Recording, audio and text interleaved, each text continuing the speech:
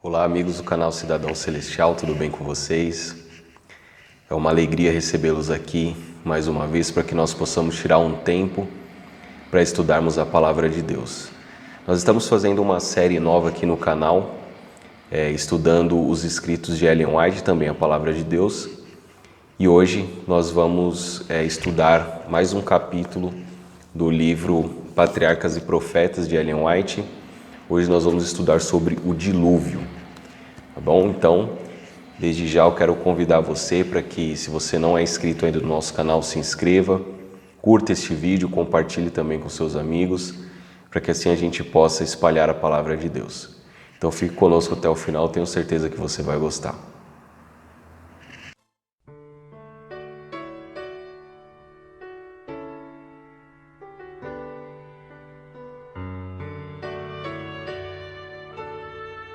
Bem, meus amigos, eu quero então começar essa meditação lendo com vocês um texto que está lá no Evangelho de Mateus, no capítulo 24, no verso 38, palavras do próprio Senhor Jesus Cristo. Ele diz o seguinte: porquanto assim como nos dias anteriores ao dilúvio, comiam e bebiam, casavam e davam-se em casamento, até o dia em que Noé entrou na arca. E o verso 39, e não o perceberam senão quando veio o dilúvio, e os levou a todos, assim também será a vinda do Filho do Homem. Interessante que Jesus ele faz um paralelo, ele traça um paralelo entre a vinda dele e os dias anteriores ao dilúvio.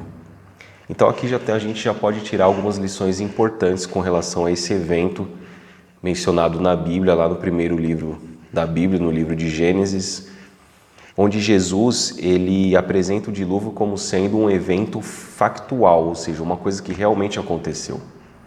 Nós vivemos tempos hoje onde existe uma incredulidade absurda com relação ao relato bíblico. Inclusive, muitos cristãos não acreditam mais na literalidade da palavra de Deus, especialmente nos eventos que ocorreram ali no primeiro livro da Bíblia, no livro de Gênesis. Esse livro tem sido grandemente atacado. As pessoas não acreditam mais no relato da criação literal em 6 dias. Não acreditam mais na literalidade do dilúvio como um evento global. Muitos dizem que não, deve ter sido um evento ali local, não foi um evento global. Ou seja, o dilúvio não extinguiu a vida toda na Terra. Então aqui o Senhor Jesus Cristo, ele está nos dizendo que no verso 38 e 39 do capítulo 24 de Mateus, de que para ele o dilúvio não foi algo alegórico, e sim algo que ocorreu de forma literal. E não somente isso, como ele traça um paralelo dizendo que, assim como nos dias anteriores ao dilúvio, será na vinda do Filho do Homem. Então olha o quanto importante é para nós estudarmos o evento do dilúvio, para que a gente possa entender como que eram as coisas nos dias antes do dilúvio, ou nos tempos de Noé. Quando a gente vai para o livro de Gênesis, lá no capítulo 6, está escrito o seguinte, a partir do verso 1. Como se foram multiplicando os homens na terra e lhe nasceram filhas, vendo os filhos de Deus que as filhas dos homens eram formosas, tomaram para si mulheres que, entre todas, mais lhe agradaram. Agora o verso 3. Então disse o Senhor: o meu espírito não agirá para sempre no homem, pois este é carnal, e os seus dias serão 120 anos. E aí no verso 5 está escrito o seguinte: viu o Senhor que a maldade do homem se havia multiplicado na terra, e que era continuamente mal todo o desígnio do seu coração. Então você veja que essa geração, a geração do dilúvio, a gente chama de antediluviana, era uma geração má, e todo o desígnio do seu coração era mau, era uma geração corrupta. Então por isso que Deus ele tomou essa iniciativa, que é uma iniciativa radical de extinguir a vida na terra.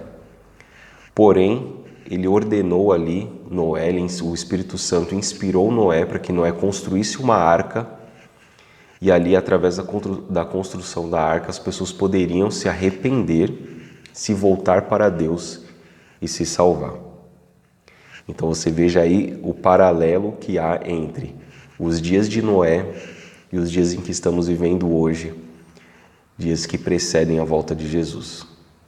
Então nós vamos ler alguns textos aqui do livro Patriarcas e Profetas, de Ellen White.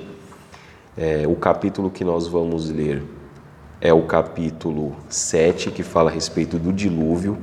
E Ellen White ela dá alguns detalhes de como era o mundo, de como eram as pessoas, de quais pecados eram mais recorrentes, que corroboram com esse texto que nós acabamos de ler aqui em Gênesis 6.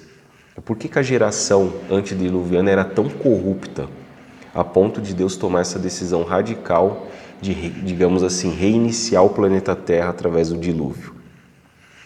No capítulo 65, Ellen White ela escreve o seguinte: procuravam apenas satisfazer aos desejos de seu coração orgulhoso e se satisfaziam com momentos de prazer e maldade. Não querendo conservar a Deus em memória, logo passaram a negar sua existência. Então, naquela época, ela diz que a memória de Deus ela era passada de geração em geração. Só que, como a palavra de Deus ela diz, as pessoas elas começaram a se tornar orgulhosas. O Espírito Santo trabalhando no coração das pessoas, né? Como nós vemos ali no verso 3, no capítulo 6, verso 3, está escrito que o Espírito Santo de Deus não agiria para sempre no homem porque este é carnal. Então Deus ele já começa ali limitando a idade, né? O tempo de vida dos antediluvianos, porque naquela época o ser humano ele podia viver até quase um milênio. Adão, o primeiro patriarca, viveu mais de 900 anos. Então Deus, por conta da maldade do gênero humano, ele acabou limitando o tempo de vida em 120 anos. E o texto aqui de Ellen White dizendo, né, que eles se voltaram para satisfazer os desejos do seu coração orgulhoso, com momentos de prazer e maldade, não querendo conservar a Deus em sua memória, logo passaram a negar a sua existência.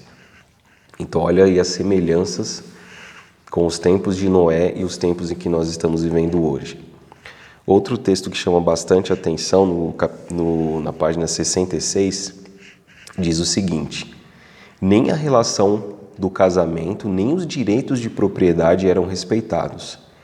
Tinham prazer na destruição da vida de animais, e o uso de carne como alimento tornava-os ainda mais cruéis e sanguinários, até que chegaram a considerar a vida humana com espantosa indiferença.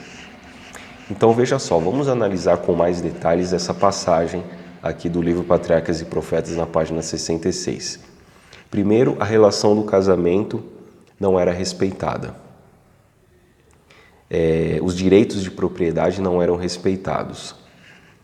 Aqui está escrito que o uso da carne como alimento tornava-os ainda mais cruéis e sanguinários, e eles então passaram a considerar a vida humana com espantosa indiferença. A questão do casamento, dá uma olhada nessa notícia aí, Isto é Dinheiro, dizendo o seguinte: o número de divórcios cresce na pandemia e gera oportunidades de negócio. Essa matéria do mês de março de 2021, do ano passado, está dizendo que o número de divórcios durante a pandemia aumentou em mais de 75%. E agora no nosso país, para as pessoas se divorciarem, elas conseguem fazer isso de uma forma bastante simples. Basta acessarem um site ali e iniciar o processo e tudo isso foi muito simplificado. Então você veja o paralelo aí, né? O texto que nós acabamos de ler, Ellen White dizendo que na época dos antediluvianos a relação do casamento não era respeitada. Hoje as pessoas se divorciam por qualquer bobagem, né? A menor discussão, o menor desentendimento, as pessoas já se divorciam. Então você veja que quando estourou essa pandemia no ano de 2020, onde os casais eles tiveram, né, com essas mudanças, questão de distanciamento social, muitos tiveram que trabalhar em casa, no sistema de home office, então a convivência dentro de casa aumentou significativamente. E bastou um período maior de convivência que os divórcios aumentaram. Então, meus amigos, o casamento, o matrimônio é algo sagrado. É algo que é uma instituição criada por Deus no Éden. Então você veja que quando as pessoas elas começam a rebaixar a palavra de Deus, quando elas começam a dar pouca importância à palavra de Deus, a tendência da sociedade é ir de mal a pior. E essa instituição tão sagrada que foi criada no Éden e que está ali relatada no livro de Gênesis, livro que especialmente tem sido atacado nos últimos dias, olha aí o resultado. Uma outra coisa que chama a atenção também é que o texto diz que o uso de carne como alimento tornava-os ainda mais cruéis e sanguinários. Deus, ele nos criou também, quando a gente vai para o livro de Gênesis, ali nos primeiros capítulos, nós temos ali a dieta ideal da parte de Deus para o ser humano, que é uma dieta vegetariana. Eu não estou aqui querendo dizer que quem come carne vai se perder, ou quem come carne vai para o inferno, não é nada disso. Mas uma coisa que tem nos chamado a atenção nos dias em que nós estamos vivendo é que as pessoas elas têm se alimentado de forma intemperante, ou seja, sem equilíbrio. Você veja a quantidade de doenças que afetam o ser humano hoje em dia em decorrência da má alimentação, de um estilo de vida desregrado. Aumento no número de doenças, de doenças do coração, por exemplo, aumento de hipertensão, diabetes, vários tipos de câncer têm sido associados também à má alimentação, a um estilo de vida ruim. Então você veja que quando Ellen White ela diz que a alimentação nos tempos dos antediluvianos os tornavam mais cruéis e sanguinários, eu tenho certeza que isso tem relação com os nossos tempos de hoje, porque o Espírito Santo de Deus, ele se comunica conosco através da nossa mente. Então, a partir do momento que nós nos alimentamos mal, a partir do momento em que a gente começa a se alimentar de forma desregrada, comendo todo tipo de lixo, ingerindo todo tipo de alimento que prejudica o nosso corpo, prejudica a nossa mente, nós ficamos suscetíveis a não dar tanta atenção assim à palavra de Deus.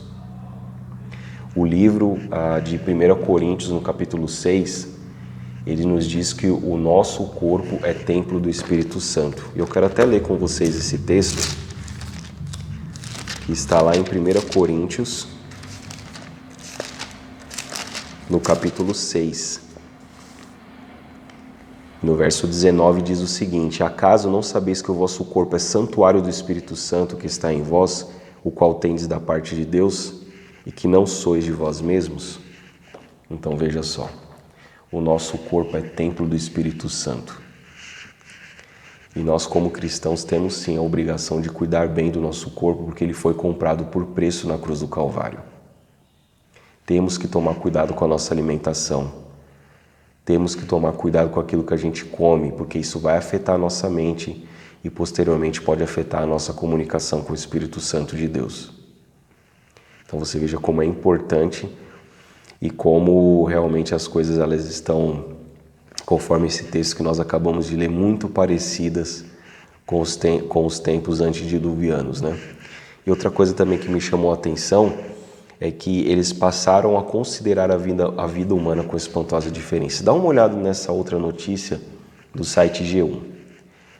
SUS fez 80,9 mil procedimentos após abortos mal sucedidos e 1.024 interrupções de gravidez previstas em lei no primeiro semestre de 2020. Aí aqui vem dizendo, total de curetagens e aspirações, procedimentos realizados após abortos espontâneos e provocados foi 79 vezes maior que abortos ilegais. Meus amigos, é de se espantar essa notícia.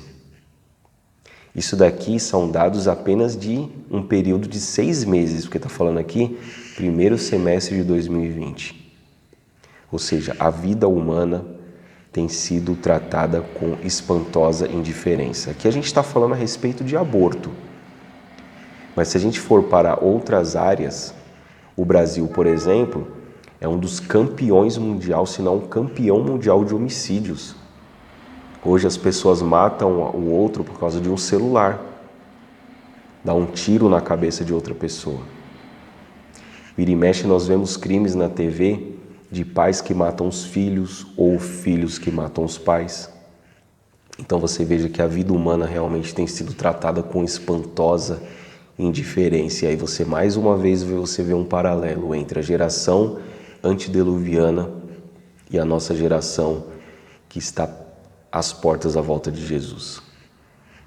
Outro texto também, na página 67, diz o seguinte: muitos a princípio pareceram receber a advertência, contudo não se voltaram para Deus com verdadeiro arrependimento.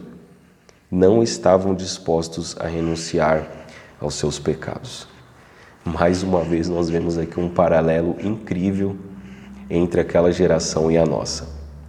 Diz aqui que muitos a princípio pareceram receber a advertência de que o dilúvio viria, de que eles deveriam se arrepender, de que eles deveriam se voltar para Deus.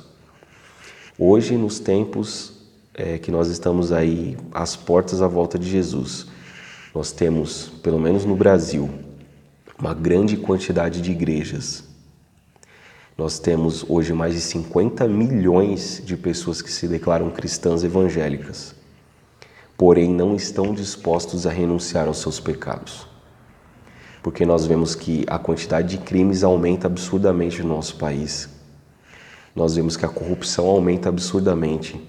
A indiferença para com a palavra de Deus, a indiferença para com a lei de Deus.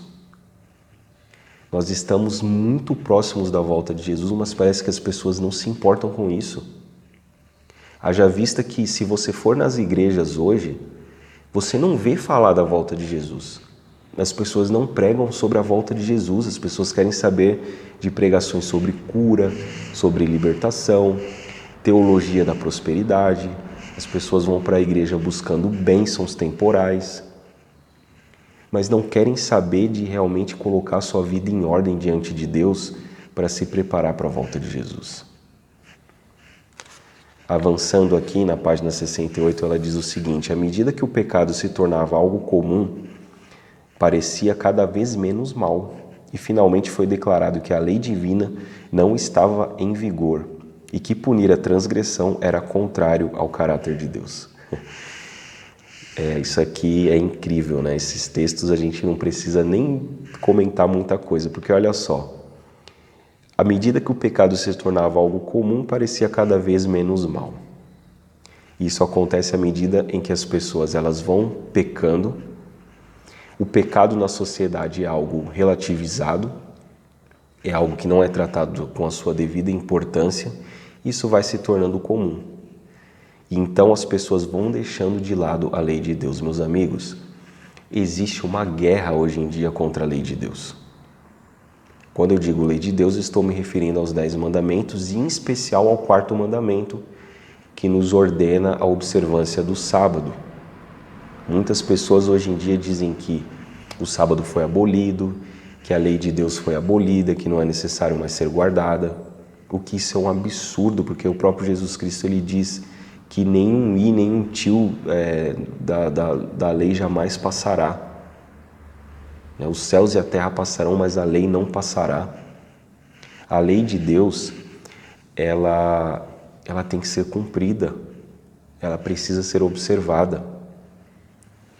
E aqui na página 69 ela continua dizendo: continuaram com suas festas e banquetes de glutonaria, comiam e bebiam, plantavam e edificavam, fazendo seus planos com relação às vantagens que esperavam adquirir no futuro.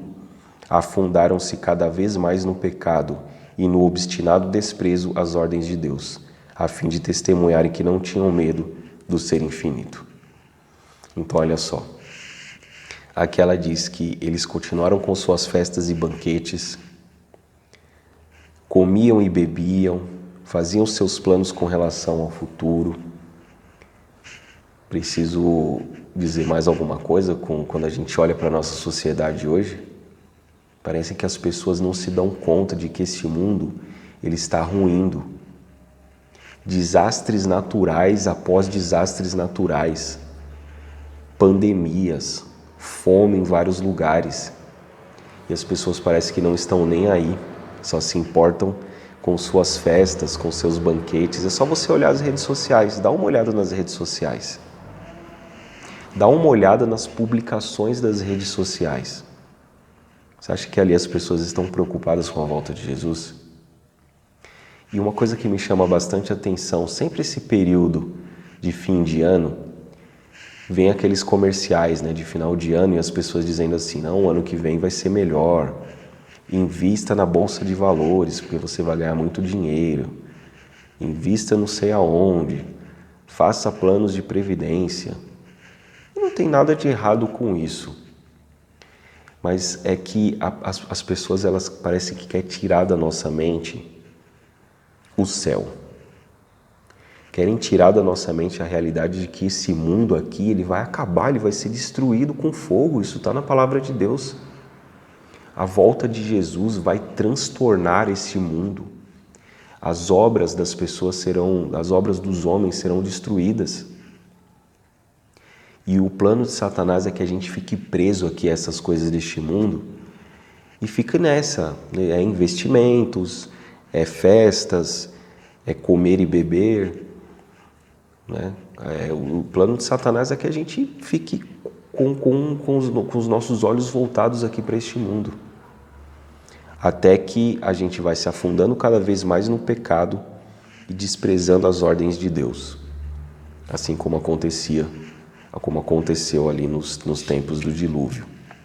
Nós vamos ler aqui mais um texto no capítulo 70 que diz o seguinte: o selo do céu estava naquela porta, Deus a havia fechado e somente Ele poderia abrir.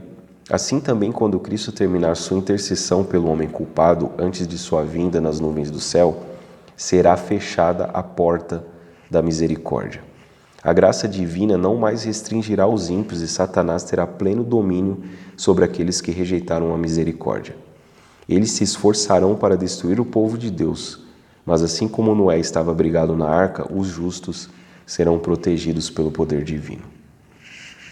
Esse texto está fazendo menção ao momento em que a porta da arca foi fechada.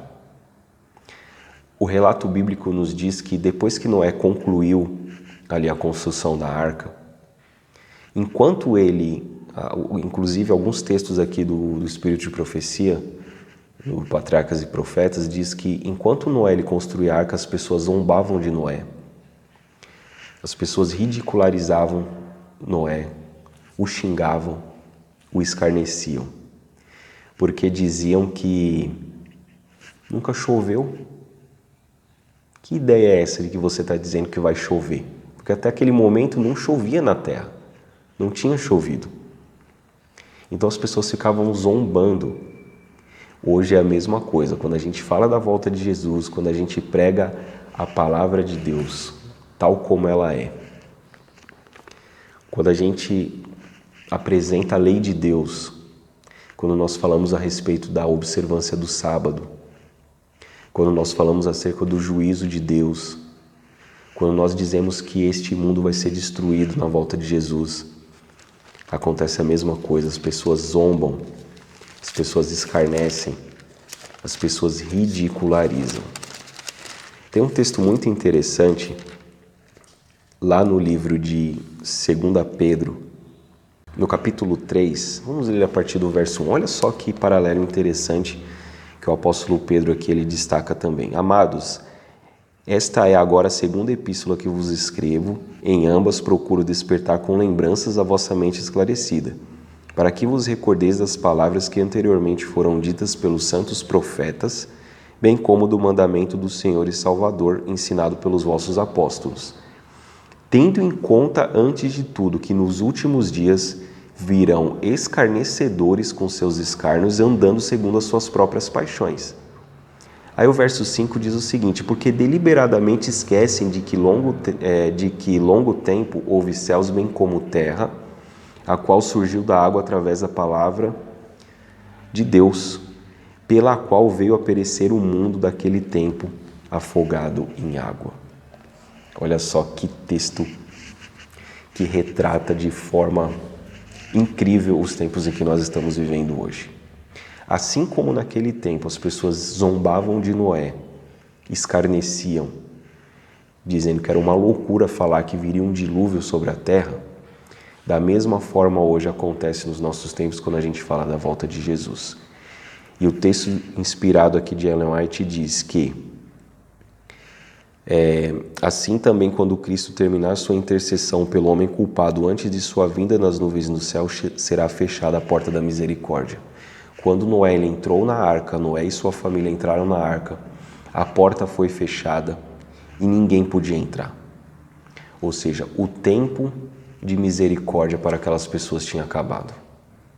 O tempo da graça, do perdão, da oportunidade de salvação tinha acabado. E a mesma coisa vai acontecer quando o Senhor Jesus Cristo terminar o seu período de intercessão no santuário celestial. Isso está retratado no livro do Apocalipse, no capítulo 15, no verso 8, diz o seguinte: o santuário se encheu de fumaça procedente da glória de Deus e do seu poder, e ninguém podia penetrar no santuário enquanto não se cumprisse os 7 flagelos dos 7 anjos. Para finalizar, no capítulo 73, Ellen White ela diz o seguinte: os pecados que atraíram a vingança sobre o mundo antediluviano existem hoje. O temor de Deus foi banido do coração das pessoas e sua lei é tratada com indiferença e desprezo. O grande mundanismo daquela geração é igualado pelo da geração que vive atualmente.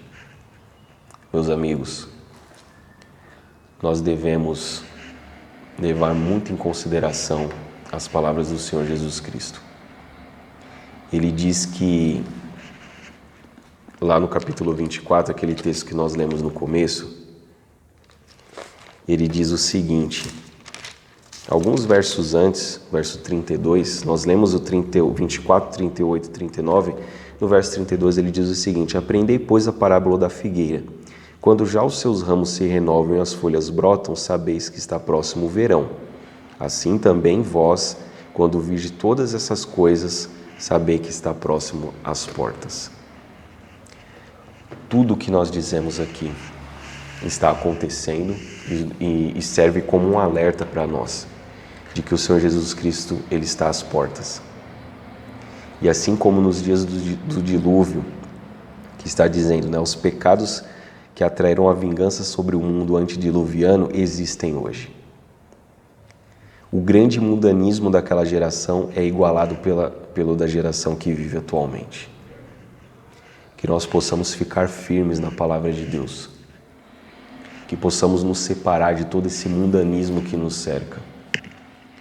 Que possamos nos arrepender dos nossos pecados e nos preparar para a volta de Jesus. Que nós não sejamos como os antediluvianos que deram pouca atenção à pregação de Noé. Não se prepararam e não se arrependeram, e todos eles pereceram e se perderam.